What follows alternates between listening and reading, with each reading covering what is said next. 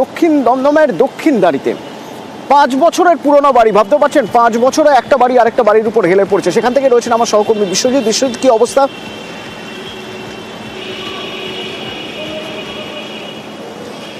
দেখো, একেবারে বাড়িটির নিচের দিকটা যে ছাড়, সেই ছাড়ের অংশটা রয়েছে, কিন্তু আমরা যত উপরের দিকে তাকাবো ততই ভয়ঙ্কর চিত্রটা, ভয়ঙ্কর ছবিটা সামনে আসবে।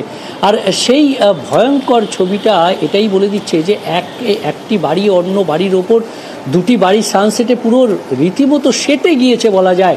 অর্থাৎ বাড়িটিতে কোনো ফাঁক নেই ওপরের দিকে, আর নিচের দিকে প্রায় 4 থেকে 5 ফুটের ফাঁক রয়েছে। অর্থাৎ এই যে বাড়িটি হেলে পড়েছে, প্রায় গত 1 বছর ধরে এই বাড়িটি ক্রমশ হেলছে, এবং বর্তমানে যে অবস্থা তাতে সেই বিপজ্জনক অবস্থায় কার্যত ভয়ের বাস বা আতঙ্কের বাস করছেন বহুতলের বাসিন্দারা। আর তাই বহুতলের বাসিন্দারা স্থানীয় কাউন্সিলর থেকে পুরসভা অর্থাৎ দক্ষিণ দমদম পুরসভাকে জানিয়েছে।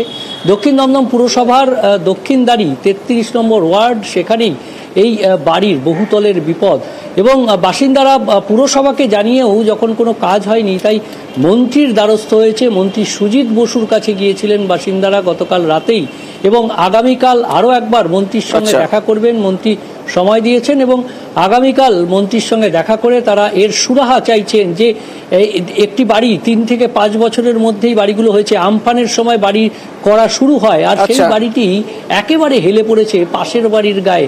আর এই বাড়ি দুটোর মধ্যে কোনো ফাঁক নেই, আর ছাদটা একেবারে যেন দুটো বাড়ি, একটি 6 তলা একটি 4 তলা, এবং এই 4 তলার উপরে